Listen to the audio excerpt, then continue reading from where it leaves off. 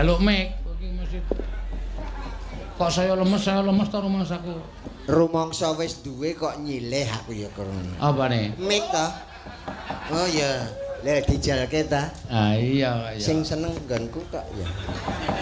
Seneng sapa? Mik.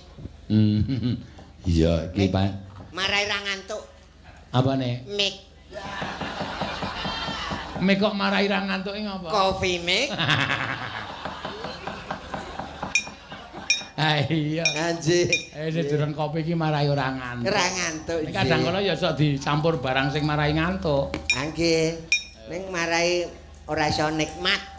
Ya iso kok ya. Kok iso? Kopi iki marai ora ngantuk. Ning kadang kala menungso ki sok serakah dicampuri barang sing marai ngantuk. Lah, rak mangglier ta? Heeh. Apa barang sing marai ngantuk? Sing mari ngantuk udu. Kok njure ndu melek. Ayo gonta ganti. Susu murni.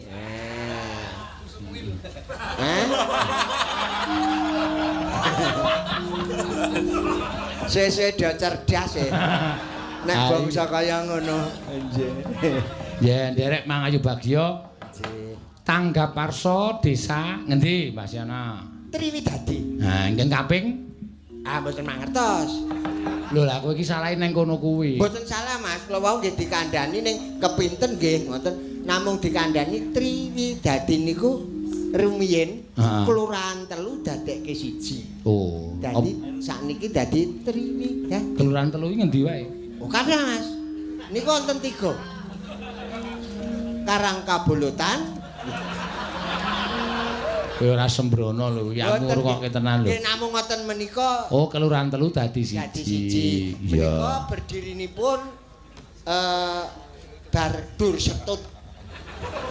Bar apa? Bardur Setut. Dur Setut ki apa? Ya tahun pira ngoten. Pokoknya 3 desa jadi setunggal. Jadi setunggal. Sekarang sudah berusia 73 tahun. Lah niku kula kelingan 70-e. Jenengan 3. Sampeyan niku nek dadi bintang tamu ya kudu nyatet kaya ngono kudu dicatet. Pun kula catet ning waule nyukani nggih ngoten niku Mas, ampun nyengeni kula. Kula ora nyengeni. Kula niku wong ijen e. Lah ya ngerti nek sampeyan dhewe niku ngerti wong sampeyan niku jajare. Mongko kula ijen niku ora ana kancane. Lah sik to. Sampeyan dhewe niku mergo ora kok perkara piye-piye. Ning sampeyan niku jane dagelan cethil. Kok cethil? Lah kudune nek ditanggapi ya golek pasangan. Sing sampeyan emoh dibagi dite dipek dhewe. Lah niku klentu, Mas. Kok klentu? Klentu niku. Perkiraane rak ngoten. Heeh. Aja ta. Ning mboten, Mas. Mergane? Malah nggono loro tetep siji sih, Mas. Nggono loro tetep siji piye maksudnya? Angel. Kudune nek nanggap wong loro. Heeh. Ki upamane 100 gitu, Mas. Dadi 200. Bareng ijen. Heeh. Tetep 100. Oh niku. Ya mboten napa-napa. Ora apa-apa. Men mriko kangge ngomong. Mengabdi seni karo budaya ya aja diukur nganggo ukurane dhuwit. Mboten sadukur nek dit ki ukurane nggih semonten nika. Nah iya. Atusan ya ambane semono. Klitik ya semono gitu Mas. Maksude aja diukur dhuwit ki sampean le pentas ki aja diukur kae dhuwit. Nek wis sagu ya sagu. Sing penting saguh Mas kula. Nek sampean kurang njaluk kula, ora apa-apa. Ayo isin to. Apa padha-padha tanggapan dhewe kok jaluk. Upami kurang mawon ngoten niku. Ha kira-kira kurang ora? Lho. Seni niku rak rasa to Mas. Ingkang dipun gunakaken menika rak rasa. Heeh. Seni sentuhan rohani. Betul. Menapa-menapa niku kangge rasa. Panjenengan nek nyukani kok kula tolak, rasa kula rak mboten sekeca. Nek mboten nyukani, rasa panjenengan kebangetan. Wis rek kae tak pancing-pancing malah aku kena dhewe. Ya ora apa-apa. Mboten namung kangge hiburan. Mergo apa-apa ki nek ora nganggo hiburan ki bakale ngene Mas. Sing jeneng penyakit apa wae kuwi nek angel tambane. Kuwi tambane jane ming gampang. Atine ora kena susah, atine seneng, nek iso guyu sing paling banter terus sing dalan. Aku edan. Oh, kebablasan niku. Anje Mas Leres, apa-apa lara apa wae nggo seneng mesti mari. Mari. Ana lara kon mesti ana tambane. Ha nggih. Nek ora ana tambane ora ketemu kura. Nek pipane dawa. Ya ora apa-apa kok ya. Ya dalang. Iya. Iki ning Nawala Mas ana. Ya. Diwaos rumiyin saking Pak Giri Plombongan. Sugeng dalu bujange keparenga badhe nyuwun lagon samping gunung Kembang Rawe katur kagem Pak Lurah Triwidadi lan warga masyarakat Triwidadi mugi taun 2020 Pak Lurah majeng malih matur sembah nuwun. Wah, ya iki apik iki. Pak Giri. Ya. Oh, ya mesti dadine nggih. Diaturake karo tetembangan Basyono engko ndak. Oh, nggih. Oh, kathah sanget e. Wah, enom kabeh iki. Enom ki kae es seger kae iki. Obatake degan wae. Nggih, nggih. Kulino klorin dodol degan Mas Ale. Ha iya. So tak goleke uang ya. Tak goleke sinden men jegleng ya. Ha nggih. Ya. Ayo sik. Iki mungsuhmu beda dengan yang lain iki. Wah, nggih mboten ana kula. Lenggananmu ra ono kabeh iki do ra iso kabeh. Napa-napa tekate ganti lengganan. Heeh. Coba nek ben ora jenuh. Ah coba Mbak Ayu ayo. Ha wis iki aku ngrungokke suarane Ayu karo Seono iki nek rekaman iki kaya nom-nomane Mbak Basya mbok berenjak. Lah ngapae? Seneng aku. Ya yo. Kok niku? Ah sapa? Jare anyar. Anyar. Ini riki-riki. Jan apik tenan iki. Ya ya ora apa-apa kok ya. Wah, cukup kemi ya. Milih mikir. Milih sing endi? Mbangane kleru aku disengeni meneh. Wis nang kono wae. Lah ngapa? Ben singunen. Didukke ora? Dukke no ya. Didukke? Heeh. Didukke? Heeh. Ngisor apa dhuwur? Ya nek didukke ki ya nang ngisor to ya. Oh ya alon wae. Ya rada mentul sithik iku. Ya karang sikile ki ana gajiye. Sikil kok gaji. Lah Gaji iki rak ya ora nggon sikil. Anggon apa? kon ngendi? Nek jeneng sikil iki tetelan. Nggon aku ora kerep nggo mlaku. Nggon aku ora kerep nggo mlaku. Ya sesuk dilakokke. Alon-alon. Alon-alon ya Pak De ya. Nggih. Seneng aku. Kowe yo agene mau tak jodoke iki kok emoh. Agene yo seneng. Suwe-suwe ya saya piye. Piye? Aku piye Pak De? Aku piye?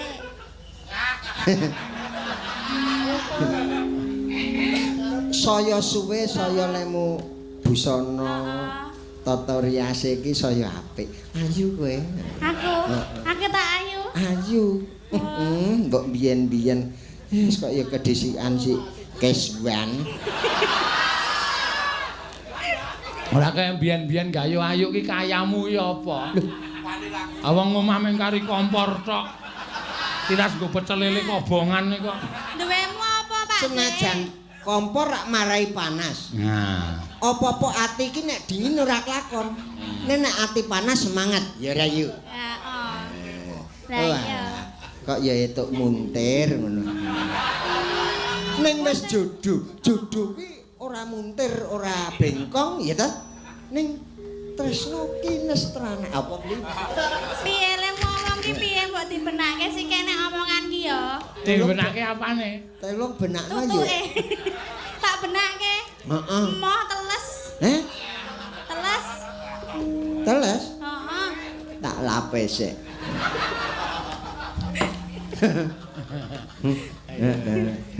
Ada untune gingsel edan. Beramu ya iya lho. Oh gingsel kok 8. Ora ya. Iya. Nggih, iki kon Asmane ngopo Pak? Kon ngopo iki? Nah anu ya ora awake dhewe iki ngomongke berase isih pontek ngono. Beras. Ra ya omong-omongan sing ana hubungane ning seni budaya. Oh iya, lha iki acarane apa to? Acarane apa? Sok meneh ki ngrungokke. Piye to? Dadi sinden ki nggawa catet kah? Ora lho, maksude iki. Maksude iki acarane apa? Nah, mau nek ora ngerti tekon. Lah aku saiki tekon. Tekon ki kudu karo sing ngerti. Lah sampean ora ngerti? Ha ora. Waduh, ya aku apike tekon karo sapa? Tekon karo Yulimbo. Oh, lah niki acarane napa Yu? Lah apa aku ngerti? Kok ora ana sing ngerti? Kok ora ana sing ngerti? Ayo kabeh wis do lamur kok, yuk. Ayo wis tuwa-tuwa kok ya. Alah ya wis apike Nembang. Nah, iki ana camping gunung jengglengke. Ya. kon jenggleng Pak De. Sapa? Ya awak dhewe iki lho ya. Ya si kompak engko jengleng-jenglengan. Ya ora apa-apa mah kepenak to. Ampuh. Wah, wis. Lho maksude iki nek tembang dijenglengke iki rak ya kepenak. Tegese ditabuhi karo gamelan dijenglengke jleng. Ya ta? Ayo. Iya. Ora mepet-mepet rono. Lah ngapa aku seneng mepet kene iki lho Pak De. Seneng aku mepet kene iki. Katut kowe. Hah? Katut apa? Hmm. Hah? Lah ngopo? Plerokane. Plerokane. Anggere mayang cerit. Merip. Oh. Okeh ledok. Wah. Nek Ngoyak. plerok cerit ngono. Heeh. Aku iki nek ngelokke ya kleru kok. Mlerok tok, mlerok kok metu banyune trit. Aku ora omong Teneh blekku wis teles kabeh. Aku ora omong metu banyune. Lah kok trit? Cerit itu penegasan supaya orang itu tahu nek kur plerokane ngono ora kur monoton. Nek angresi cerit. Ateges plerokane iki teles. Wah, tajam. Wah, tajam ya aja trit. Lha piye, Mas? Slep ngono. Selepke kepiye to Pak? Nah, lah iki aku le cilaka ta. Selep adalah Apa? Jelasno. sesuatu Heeh. yang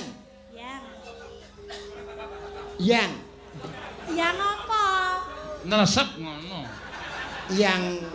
yang mlebu ngono lah. Lebu ngendi? Ayo mlebu nggon rembug. Oh, aja mancing angeng to. Ayo. Kene iki wis pirang-pirang minggu kesepian kok. Lah apa? Bojoku lunga, Mas. Oh, nanti. Jakarta ya? Woe nyambut gawe. Nusul anake kangen lah kok marah kangen ro bojo aku. Kowe berarti dhewe nang omah. Dhewean, Mas. Oh ya so. Ning apa ora wedi? Timbang nganggur to, Mas? Heeh. Kula gelem ngancani. Oh, nembang to iki. Niku Mak. kempling, Mas, nggih. Berarti Pak De nang omah dhewe apa piye? Pak De saiki nang omah dhewe. Sudah terbiasa. Oh, tak kancani apa piye? Makan sendiri. Cuci baju sendiri. Tidur aku sendiri. Delok-delok ya sendiri. Ora ana lagu kok nganggo delok-delok ora. Lha iki dijawake, Mas. Oh, Dijawake. iya. Santai wae, Mas. Santai ibaratnya Mas Romai Rama. Aduh. Santai. Oh, lagune piye lagune? Teng tulek. Ding ding ding ding ding ding. Deng deng. Du.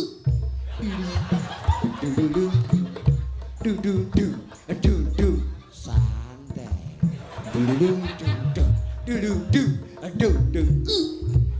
Ora gune sak ngerti ku ora ngono kuwi kok. Piye to, Mas? Dang tenet. Dalane dalang. Tenet dang. Tete dang. Aku rak kur musik tok lah aku campur kendang barang iki mau. Wah, berarti cangkemmu amot gamelan to? Wah, ngantek mucuk-mucuk kebak gamelan. Ha sindan wis tamplok kok. Mbok jajal ayo dimplok. Tegese suarane. Oh, suara. Kok tro ayu kon ngemplok yu. Aku iso apa mbok emplok? Aku iso apa mbok? Ora aku engko ndak madadi togok. Lah kok iso? Kok iso? Ayo ora sedul. Terus anu lho. Lah aku ki cilik lho Pak De. Oh, cilik ta. Ramping. Ramping ya. Kaya Mangsing ya. kaya Blackwood. Apa? Blackwood. Apa kuwi? Blackwood iki blabak ning sing lho iso diklothok. Ayo, sampe guna. Sampe gunung yuk.